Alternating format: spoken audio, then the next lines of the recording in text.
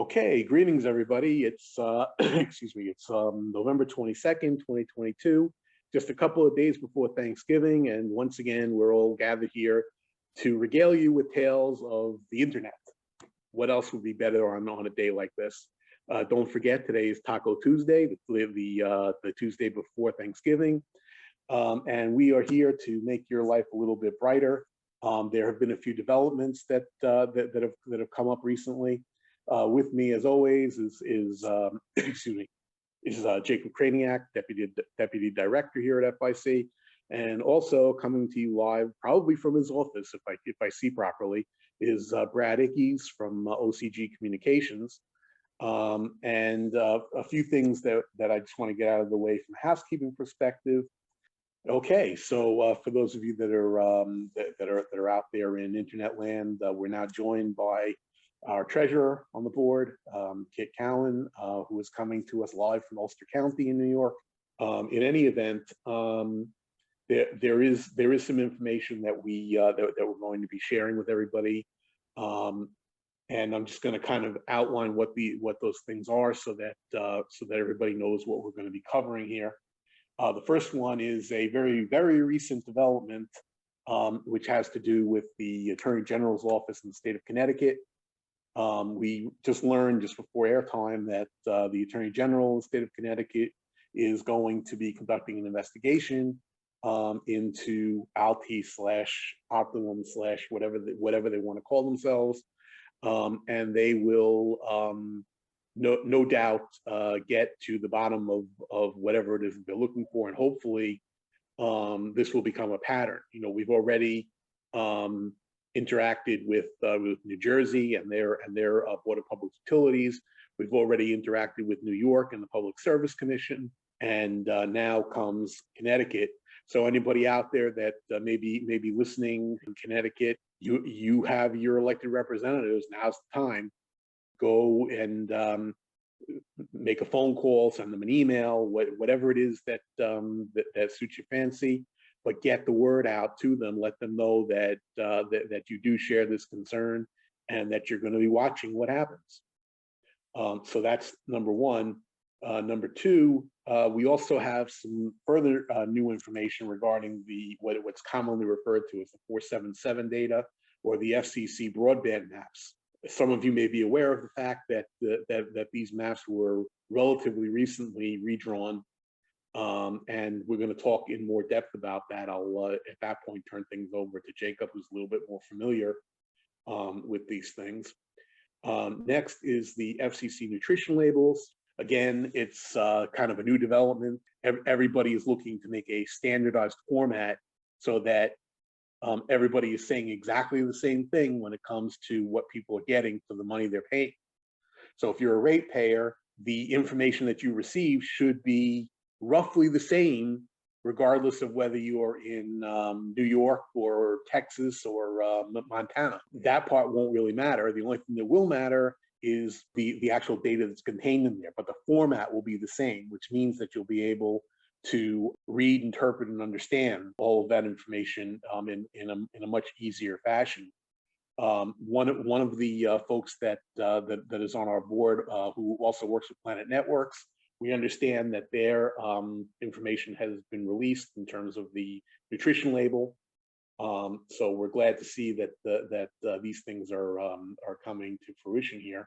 Efforts at obtaining the 501c3 letter for our organization still hangs in the balance. We are doing everything that we can, but everybody knows you can't rush government administration, and so we sit patiently here, week after week, month after month, waiting to get that all important letter in the mail. And immediately following that, we have quite a bit of stuff that's going to happen in relatively short order. So those are the talking points, things that we're going to cover in some detail today. And we may or may not have other people from the board dropping in. We don't exactly know how that's going to work out.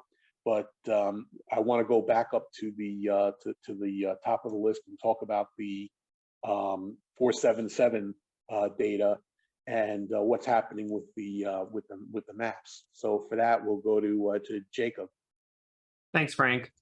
So I'm going to share my screen really quick just so we can go over this. I'm sure everyone has already heard, the FCC released the latest draft of their broadband maps in an effort to better identify throughout the nation what areas are served, underserved, or entirely unserved. And in the past, it has been really hard to use this data because it's been out of date or inaccurate.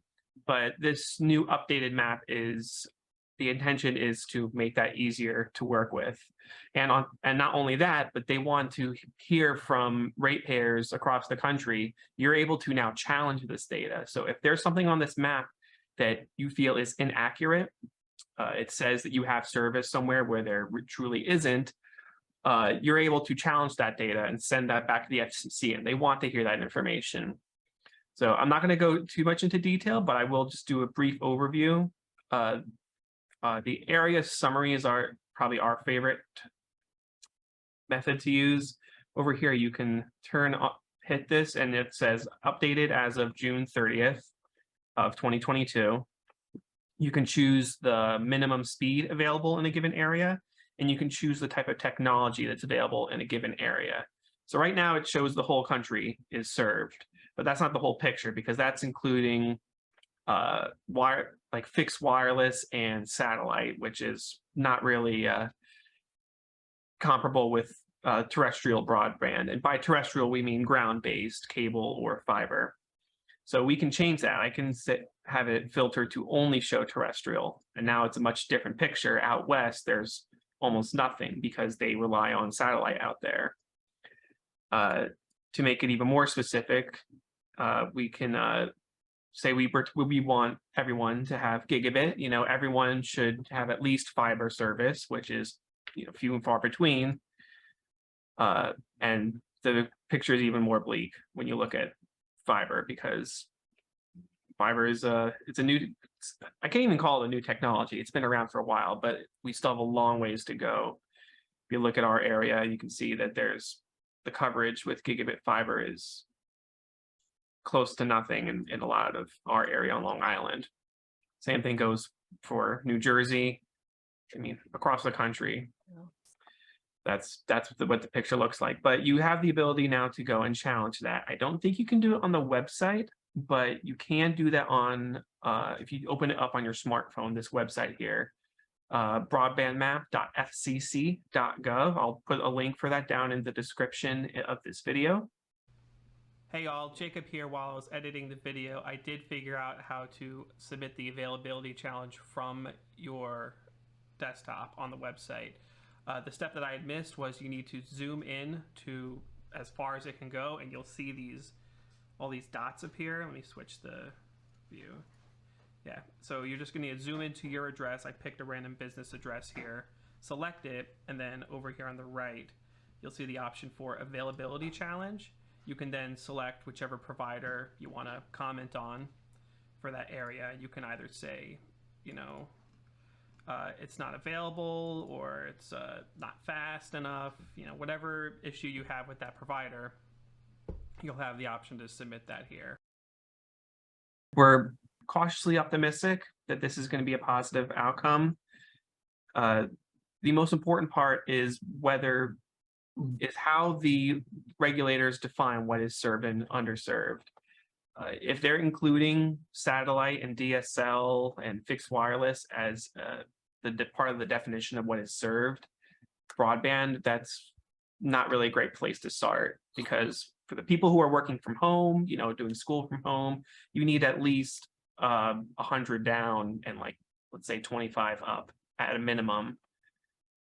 And if we're talking about satellite, it's nowhere near that. So if we're talking what is a served community for broadband, we should be looking specifically at fiber and cable. So hopefully that's what happens. I'll turn it over to the rest of the group here. Kit and Brad, do you have any thoughts on this? Before you do that, can you back up and explain to the listeners the importance of up versus down? Maybe not everybody is familiar with our shorthand. Right. So just in brief, not to get too technical with it, but with your internet service, there's two components. There's your upload speed and your download speed.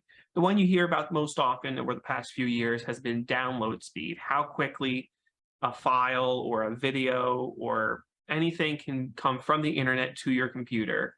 The faster it is, the quicker you get that information, whether it's a stream from Netflix or a game you're downloading.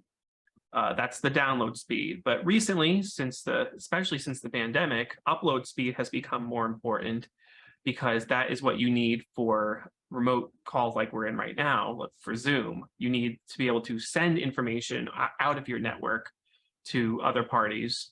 And that's why we're saying that upload speed shouldn't be capped at a lower number. A lot of these satellite and DSL providers, the upload speed may be as low as 3 megabits per second, which is extremely slow. And we're saying that it should be at least 25, if not higher. With fiber, that wouldn't even be a problem because you have 1,000 up and down.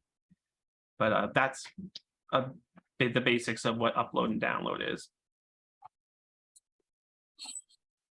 Can you zero in on my area? Sure. Let's look It at is that. in the Ulster County, Hudson Valley area.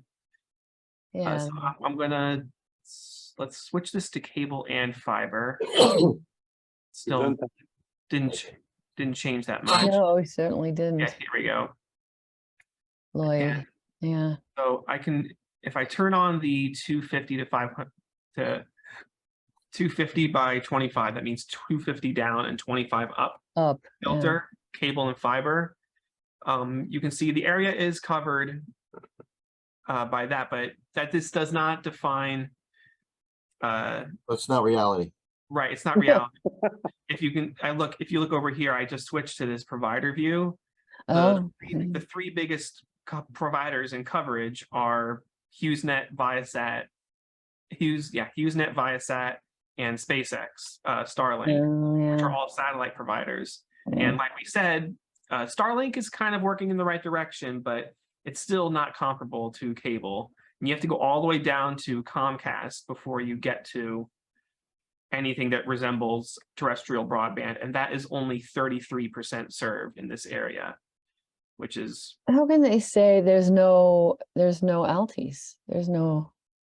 Maybe you have to zoom in a little further for that. Doesn't show it in the chart. Oh, you know what? This is probably nationwide. This is not. Oh, it's the specific area. Okay, an so overview. That's my mistake. There is a provider detail option where you can kind of focus in on a specific provider. So if you want to look for Altice cable, this is what their coverage looks like. But then if we switch to Altice fiber, we'll turn off the cable for now. It's a much smaller portion. Oh, yeah, look at that. Yeah, there's a few like minuscule pockets up by your area kit. Wow. Looks like the dead ends around Fishkill. Yeah. Yeah. So that's how the map works. We could spend a long time on this, but log into the website, play around with it, and explore. Try to get a better picture of what your area looks like. Yeah. But most important, communicate. Yes. Let the people in the legislature, let people in your towns. Well, that's why I asked, because I'll put this up and let people look and see what you showed me. Yep. Excellent. All right, so I'll turn it back over to Frank. What else do we have to talk about? Okay, so before we do anything else, I want to go to Brad and see for the listeners in terms of what's going on with your agency and your company's expansion. Sure. Well, we've been engineering in the areas where we've received a lot of requests for service, and we're getting the engineering work done while we're waiting for the town of Brookhaven to approve our permits for some equipment installed along the right of way. So this way we're doing it at the same time. Typically when it's going to get really cold out, things like that, it's a great time to engineer things And then in the spring is when you put everyone out there because your productivity comes up. And we're hoping by then that they're going to give us the approvals on the cabinets that we need so we can start lighting about, let's see, the cabinets one install in will cover about 280,000 potential customers with the equipment we're installing. But once those are in, then basically the areas around there we can turn up and then expand our build outs to reach the areas like Rocky Point, for example, where there's been over 300 people requesting service. It just takes some time to get the pole applications in or whatever route design done. And that's what we've been working on while we're waiting for these permits. So it's people out there just know it's coming, and we're going to go to the areas where there's the most demand, which justifies the cost. Or if you're very close to our existing network, which we found that along our network, there are a lot of little cul-de-sacs with some buried service. There's no poles. And what we're doing in there is reaching out or going out to the different people within those cul-de-sacs and saying, you know, are you interested? Because if we get enough people in that cul-de-sac interested, then it puts it where it's more manageable, the cost of doing the install and the return on investment to make it worthwhile. So a lot of things are going on while we're just waiting for these permits to come through. Okay, so follow-up question. I know that previously we had been talking about a pilot project that was going to be run out on Long Island in the bicycle path area. Has there been any movement at all with that, or is that pretty much scrapped at this point? Well, there's a few customers that signed up for it. Some of the other customers are a little hesitant because they have Altice, and even though they may not like Altice, they're kind of hesitant on rolling. So we're letting the customers that did sign up, that are their neighbors, try the service over a period of time, and then, you know, use them as a reference or see if other people will take the jump. Gotcha. And the last follow-up question on that also is a local question, because it was asked of me a few days ago. It's about Route 21, which runs between Yaphank and Rocky Point. I know that we had talked at one point you were thinking about running along that very direct, very easy to manage strip between those two towns. Did that ever get any legs, or where is that going? We put some questions out to the county about permissions to run along that road. So we're just waiting for some answers from them and to see if it's feasible. Okay, that's Suffolk County? That's county, Route 21.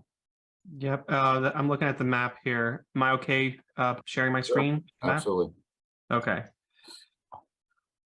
So right here, this is the map that Brad has built for us, showing everyone who has signed up for OCG's fiber service. And the route that Frank is referring to is Middle Island Yaphank Road. I'm sorry, Miller Place Yaphank Road right here. It's not too many people signed up along that, but you can see that OCG already has a line along 25. So would not be too difficult to hop off of 25, I would imagine. We're looking at going that direction just because there's more customers near it getting up going towards Rocky Point. Because otherwise, if we took Rocky Point Road, we're going through the woods for a long period of time, which is kind of a waste. Right, that would be the connection point to reach this group of people over here. Exactly. That signed up. Right, excellent. Okay. Anything else you want to bring to the table, Brad? Just that things are moving along. We received some info from the town saying that they're working on an agreement, some comments and things, and then they'll send it over for review. So I'm looking forward to that coming through. Great. And do you have any comments on the broadband maps? I'm glad that they updated it. I would wish that they would try to go through that information and make some of it, I should say, more accurate, because it seems like a lot of these carriers, including the satellite providers that are on those lists, are just sort of skewing it. Because if, yes, we're satellite, we can do all Long Island, it sort of, in my opinion, skews what kind of service you have available versus satellite versus physical. Absolutely. And I'm sure at some point you'll get your 477 data up there as well. So we'll be able to. Yes. Yeah. Excellent. Maybe at some point we can lose the name 477 data and get a real name. Moving right along, let's go up to Kit. So Kit, what's happening up in your neck of the woods now? I know that we're now on the other side of the elections, particularly in New York State. Yeah. Have we heard anything from Michelle Hinchey and the rest of our contingent up there? I haven't talked to her recently, and I'm due to do that again. So nothing's changed. I think that our area is looking into some fiber, but I don't know anything about it. So I can't speak to it. I was going to say, if you look on that map, can you see if there are any fiber companies up this way? Because I don't even know anything about it. Well, it only shows what is there now. It doesn't Right. show what would I be know. there. I know. Are there any up this way even? I don't even know. Gigabit fiber. Let's see. I'll share my screen one more time before we move on to our next topic. Let's see. The nearest to you, I mean, there's a handful of people nearby, but it's pretty empty up there. I mean, Yeah. you don't start seeing significant fiber until you get down to like Westchester, yeah, this area here. Even west there's nothing over here. But along the Hudson, once you get closer, once you get further Out of south. curiosity, what about the capital region? Go up towards Albany. That would be right here, I believe. And look at that. Oh, there's Albany. Albany's right here. Yeah. Claverack, Asbury, Catskill. Right, so it's amazing how things like that happen. But there's Albany. So this Oh. east part of Albany is covered. Yeah, so I'm due to have a conversation with Michelle. Yeah, she's got reelected, so. Okay, and don't forget about Delgado and the Yeah. I've talked to him in the past. Well, he's now assistant, right, to the. Yeah, well, he's now been. We should offer our congratulations. He's now been elected to the lieutenant governor position. Right, lieutenant governor. Okay, so let's move on to I know that we've been talking periodically about underserved or unserved areas, and so it's worth with all this new information that's coming out and changes in the political landscape and everything else that's been going on. We now more than ever we need for people to be completing the surveys on our website. Jacob can once again put up the link, the URL, so that people can Absolutely. get over there. The reason for this is because, as we showed you a few minutes ago, the 477, the data that we have available right now does not exactly tell the story the way that it needs to be told. And so to those of you that are in underserved areas or completely unserved areas, there are areas within the city of New York, that do have a few things going for it. We know that New York City Mesh, they are in the New York City area. But even with that, there are still any number of places within the city of New York that they're just abysmal. I mean, you never know what you're going to get when you turn your computer on in those places. I have a question. Go ahead. How does someone watching this make contact, and who do they contact in order to lodge a complaint about their area? Okay, what jurisdiction? Where are we talking about? Well, yeah, up here. Right. Up Well, north. if you go to our website, there's a couple of things you can do. So through us. Well, that's one way you can do it. On our website, we have a section called complaint forms. Mhm. I'll actually share my screen with our website so I can demonstrate. Of course, there's always the Rate Your ISP section, and that lets you complete the survey. This doesn't go straight to any government entity, but this is more for our market research and our communication with entities that might be interested in hearing your story. But if we wanted to do a more specific complaint, you click this File a Complaint button, and then we have links for every major spot where you'd be able to file a complaint. In New York, we have links for the Public Service Commission, the Bureau of Internet and Technology, AG office. Up here, we have the Technology Enforcement Division of the FTC. FCC consumer complaints, you know, we have all of them, and we have right now New York, New Jersey, Connecticut, and I just added recently North Carolina, and we're gonna add more to this. Okay, so going back to Kit's original question, for those people that are watching us in New York City, in the 5 boroughs of New York City, one of the things that you can do is go to your the city council. They're supposed to be listening to complaints of this nature, but in the event that they don't, you can also contact the Consumer Advocate's Office in the city of New York. There, if you make a verbal complaint to them, they can make a record of it, and they can send it off with a transmittal letter directly to the city council. The other thing that you can be doing is going to your district boards. And you know, the city of New York is laid out a little bit different than many other places, but essentially what it is that you want to try to get your information in front of as many people as you possibly can, but you also want to make sure that you're getting it in front of the right people. And the city of New York at this particular moment does not have a czar or minister of internet services per se. So they have several people that are trying to combine to be effective in that regard.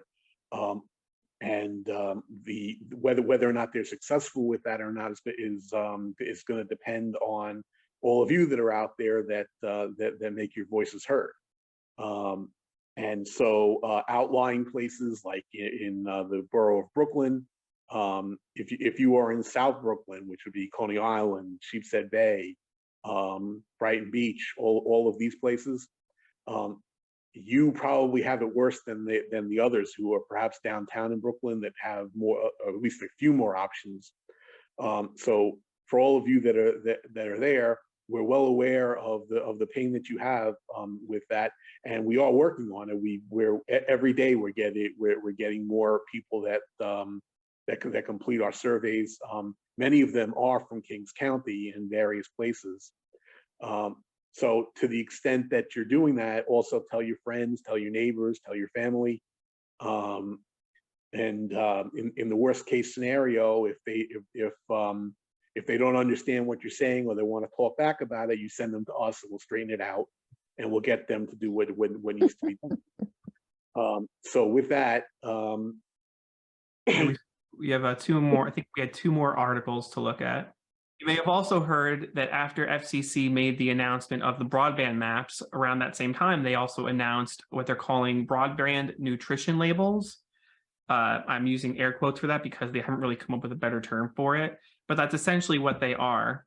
And what that's going to include is information clearly labeled, because we know it's always been really hard with cable companies. You know, what am I really being charged? Is it going to increase after a year? Is there a promo discount?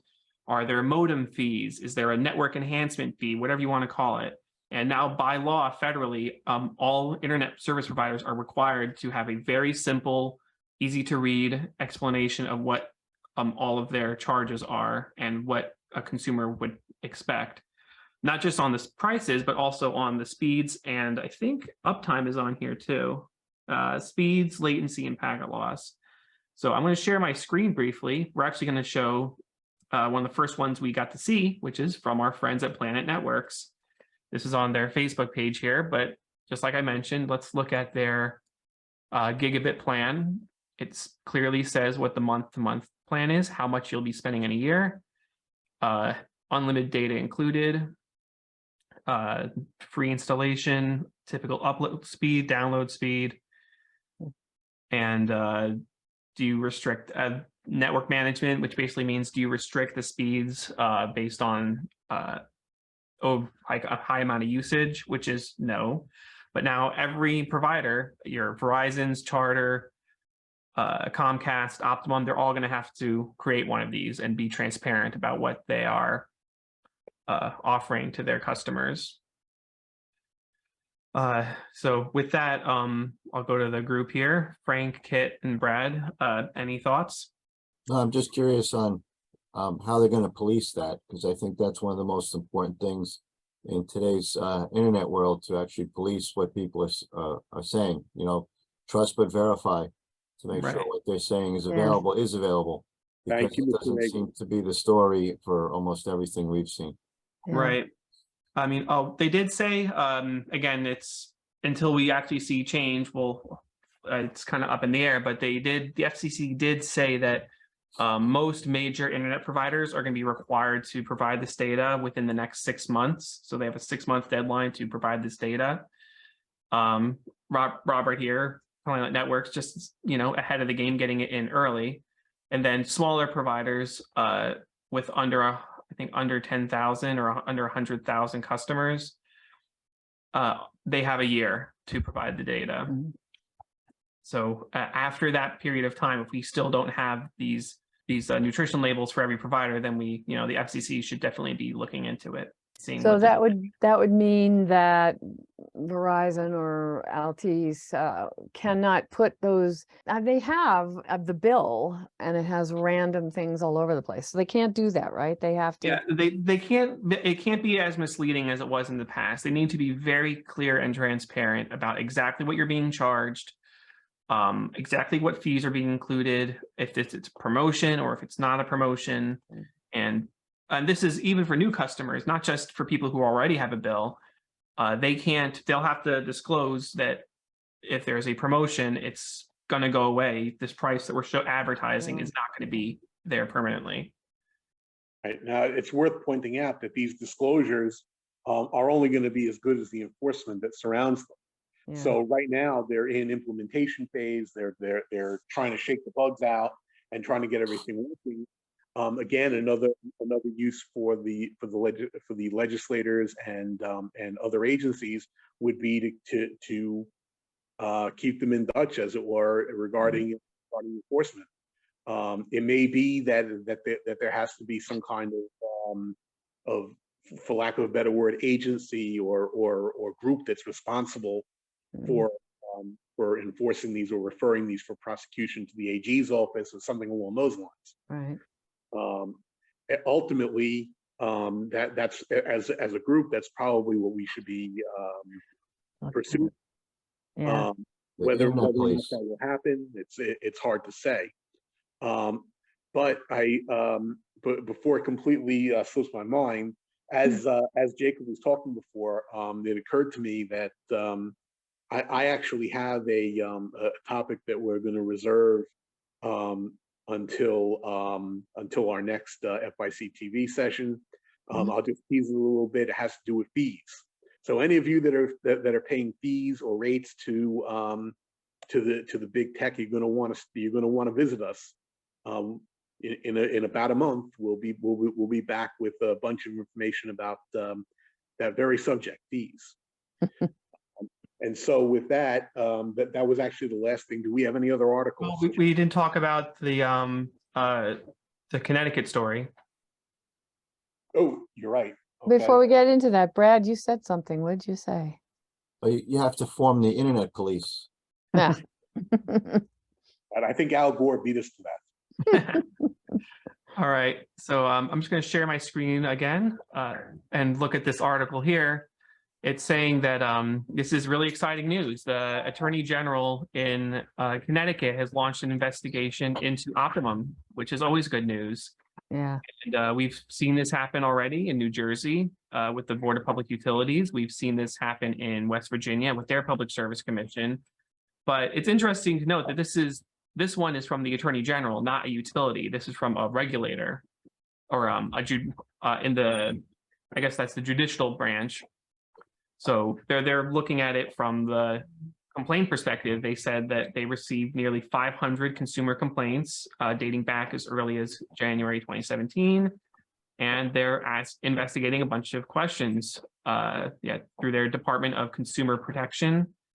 They said consumers were not getting the speeds they're paying for, service fees, technical support, customer service complaints, and they're also investigating the network enhancement fee. They want to know, I'm actually very interested in this, how much of the revenue they got from that network enhancement fee actually went to enhancing the network. Yeah, So this will all be very interested to see unfold, and I'm hoping that this sets precedent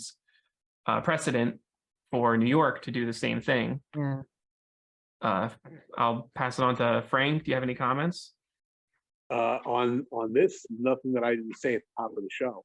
I wonder if we, sorry, Frank, if we need to bring it to the attention of the New York AG.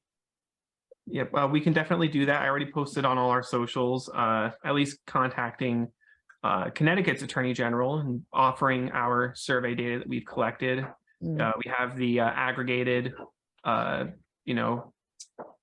information that's not without any private information on there. So we can provide that to them.